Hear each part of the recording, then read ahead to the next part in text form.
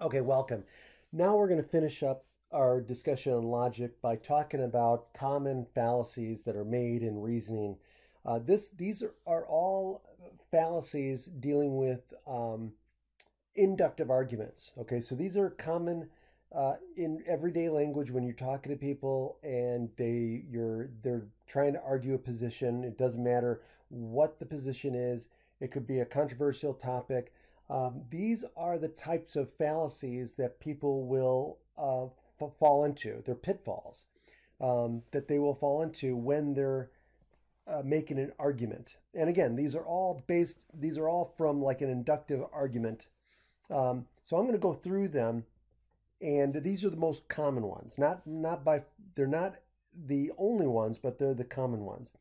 So in the previous discussion, we saw that logical arguments can be invalid when the premises are not true, when the premises are not sufficient to guarantee the conclusion, or when there are invalid chains in logic. There are a number of other ways in which arguments can be invalid, and um, a sampling of these are what we're going to go over. So ad hominem.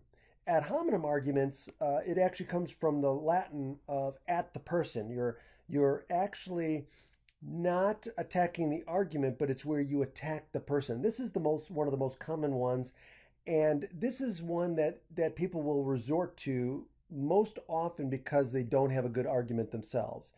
So most people, if they don't have a good argument, they will resort to attacking the person instead of the argument. Okay, um, and so that's one you definitely want us to stay away from, right? Um, because it just makes you look bad.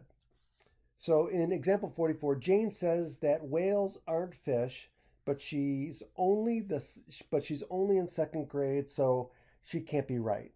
So this is a form of ad hominem. Here the argument is attacking Jane. Just because Jane is in second grade doesn't speak to the validity or the soundness of her argument, um, or the strength of her argument. Okay, here, okay, example 45. Jane says that whales aren't fish, but everyone knows that they're really mammals. She's so stupid. That's another, there we go. She resorted to attacking the person. Okay. So now it certainly isn't very nice. Okay. But this would not fall into an ad hominem um, type of argument, since a valid counter argument is made along with the personal insult. So, where in example 44, the person doesn't really respond to the argument, okay, but just attacks the person, where in example 45, they do give a good response to the argument, but then follows it up with an insult. So, again, not very nice thing to do, but that would not be an ad hominem argument. Okay. Example 46. Nobody has proven that photo isn't of Bigfoot. So it must be of Bigfoot. Oh, I'm sorry. I'm skipping one. I thought I was still on ad hominem. So appeal to ignorance. The appeal to ignorance means that, hey, it's a type of argument that assumes that, hey, something is true because it hasn't been proven false. Okay, so if you can't prove something false, if something has not been proven false, you assume, hey, it must be true. That is a that is a fallacy. So it's appeal to ignorance. Okay, so here's the example that I was going to do. Nobody has proven that photo isn't of Bigfoot, so it must be Bigfoot. That obviously doesn't make, that it is not a good argument. Okay, just because nobody hasn't proven that it's Bigfoot doesn't mean that it has to be Bigfoot, that it automatically is Bigfoot. Okay, it we just don't know. Okay, so then there's also the appealed authority. These arguments attempt to use the authority of the person who's making the argument to prove the claim. This happens a lot in academia, unfortunately, when you're dealing with people will make arguments because they have a PhD, or they're an academic, and they'll make these arguments and that people will believe them because they're a PhD. Well, just because you have a PhD or just because you have these letters after your name doesn't mean that your argument is valid. Remember, arguments are valid independent of who is saying the argument, right? So you have to look at the argument. So and be careful that just because the person who's saying it may be an authority or an expert of some sort doesn't mean that their claim is automatically valid, that the argument is valid. Now, their arguments may be more persuasive to people because of who it is that's saying the argument, but again, look at the argument. Okay, so while often authorities can provide strength to an argument, problems can occur when the person's opinion is not shared by other experts or when the authority is irrelevant to the claim.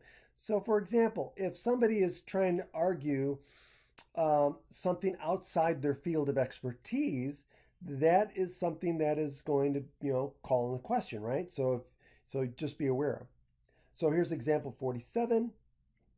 It says, a diet high in bacon can be healthy.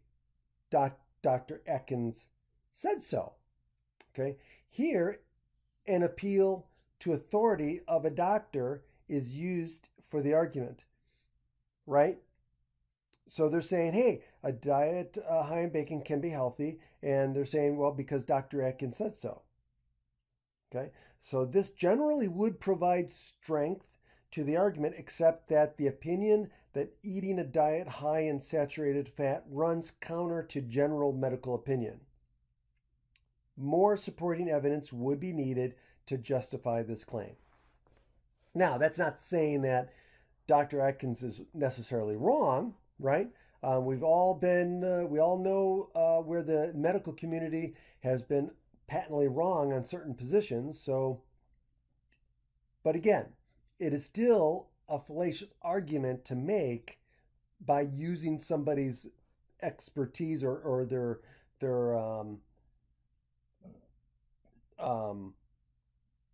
position, right?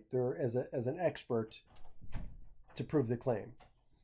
Here's another one. It says Jennifer Hudson lost a lot of weight on Weight Watchers, so their program must work.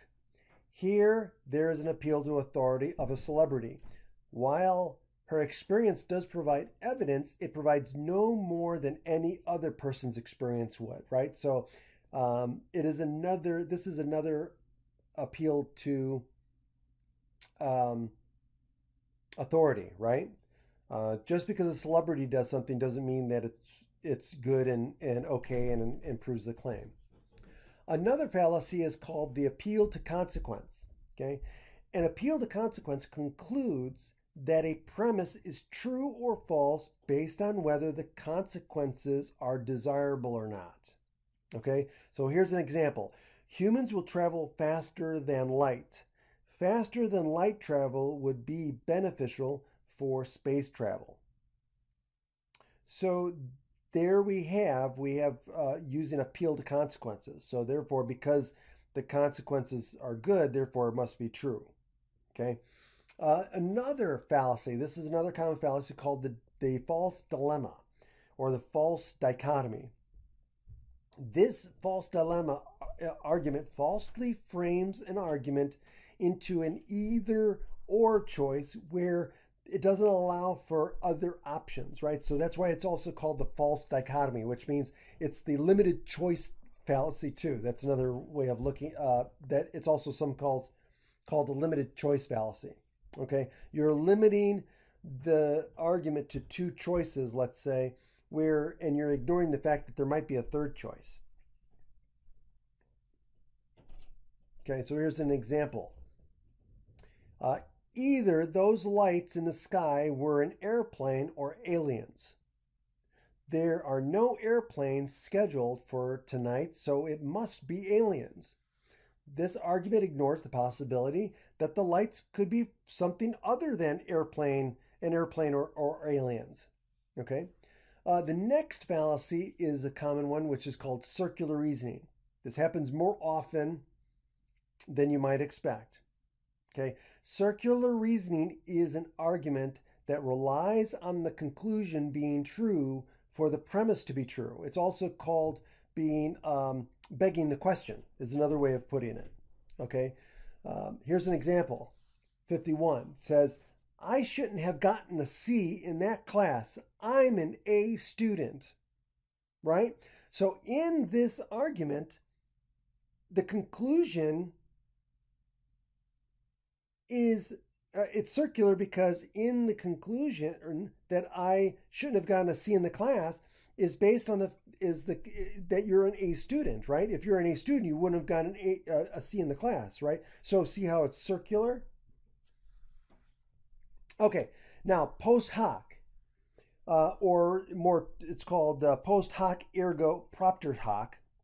Okay, a post hoc argument claims that because two things happen sequentially, one right after the other, then the first must have caused the second. Okay, so just because something happened after another doesn't mean that one caused the other. Okay, so here's an example of a post hoc fallacy.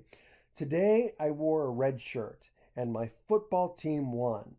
I need to wear a red shirt every time they play and make sure they keep winning. This is a post hoc fallacy, right? Just because they won the football game after you wore the shirt doesn't mean that you're wearing the red shirt caused them to win the football game, right? That's superstitious, right? We would call that superstition, right? And then another very common fallacy that people tend to fall into is called the straw man. A straw man argument is where your opponent or you will misrepresent the argument that your opponent's given. So usually you will simplify the argument or misrepresent it into another form of the argument that is much easier to defeat. In fact, usually it's so easy to defeat that no one would ever take that position. That's how a straw man works. You basically misrepresent your opponent's position by creating the straw man, and then you easily demolish it using your arguments.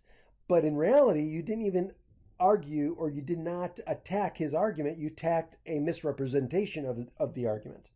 So here's an example in 53. It says, Senator Jones has proposed reducing military funding by 10%. Apparently, he wants to leave us defenseless against attacks by terrorists. Now ask yourselves, who would ever, what senator, what politician would ever take the position that they would want to leave us defenseless against attacks by terrorists, right? Nobody would ever take that position, right?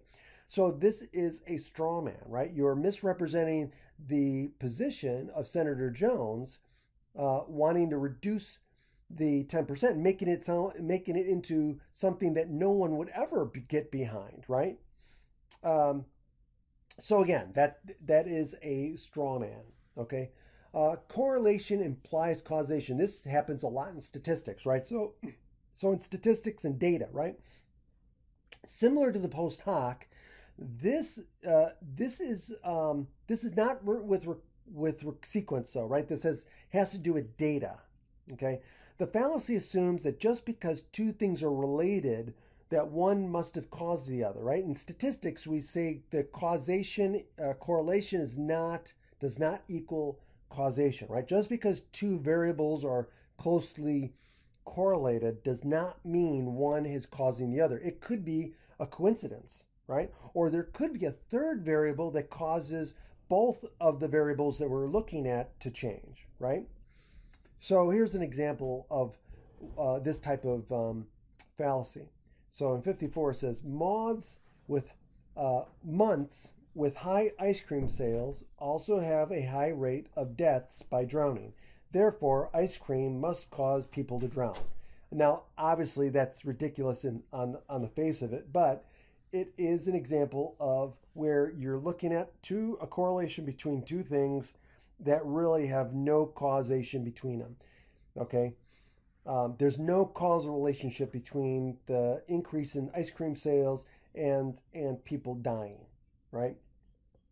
Okay, so that is it. So now, let's look at this. Okay, so let's look at the try it. Okay, so identify the logical fallacy of the arguments. So here it says A, only an untrustworthy person would run for office. The fact that politicians are untrustworthy is proof of this. That is circular reasoning. Okay. B, since the 1950s, both the atmospheric carbon dioxide level and obesity levels have increased sharply. Hence, atmospheric carbon dioxide causes obesity. So, again, this is the false cause, right? Or the correlation implies causation fallacy. Okay, just because two things are increasing sharply at the same time, right, doesn't mean that one's causing the other. The oven was working fine until you started using it, so you must have broken it. Okay, so again, this is the the which one is this? The false the post hoc, right? The post hoc, because you're assuming that it was working fine, right? And then it stopped working after you used it. So you must have caused it to stop working. You must have broken it. So that's a post hoc fallacy. D, you can't give me a D in this class because I can't afford to retake it. Well, what kind of fallacy is going on here? Okay. Okay, I can't, because I can't afford to retake it, you can't give me a D. This is circular.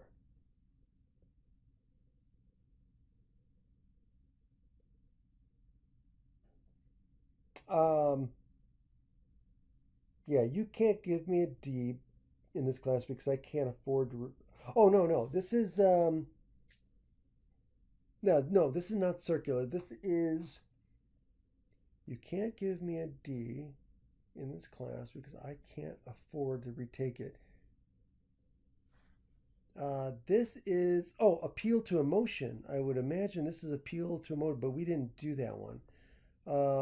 Appeal to consequence.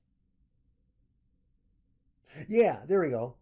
This is appeal to consequence because the consequence is if you fail it, if he fails it, then he has to retake it. So the outcome is negative. So therefore, you don't want to do that, right? So you can't give him a D. So this would be a appeal to consequence. The senator wants to increase support for food stamps. He wants to take the taxpayers' hard-earned money and give it away to lazy people. This isn't fair, so we shouldn't do it. So again, this is a straw man, right? So misrepresenting the position, right, of the person. So now, it may be difficult to identify one particular fallacy for an argument. Consider this argument. Emma Watson says she's a feminist, but she posed for these racy pictures.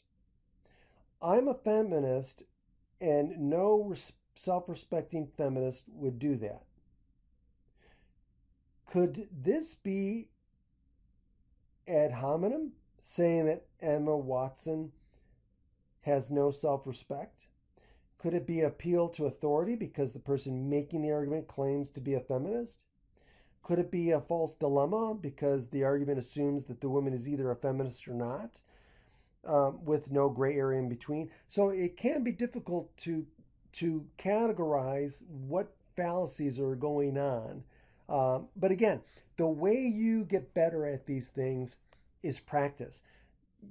Thinking logically, using reason, and which is very, very important in critical thinking, takes practice, and it's hard work. Okay, being a rational human being and thinking in critical thinking takes effort, and thinking critically is not easy. It is hard work, and a lot of people, unfortunately, today do not take it seriously, and quite honestly, they're lazy in their thinking. It takes practice and it takes effort, and if you're willing to do the effort and you're willing to practice, then you'll get better at it, and you'll be able to catch people when they're making these sorts of fallacies, help them realize that they're falling into these pits in by making fallacious arguments. But anyway, that is where we are at, and have a great day.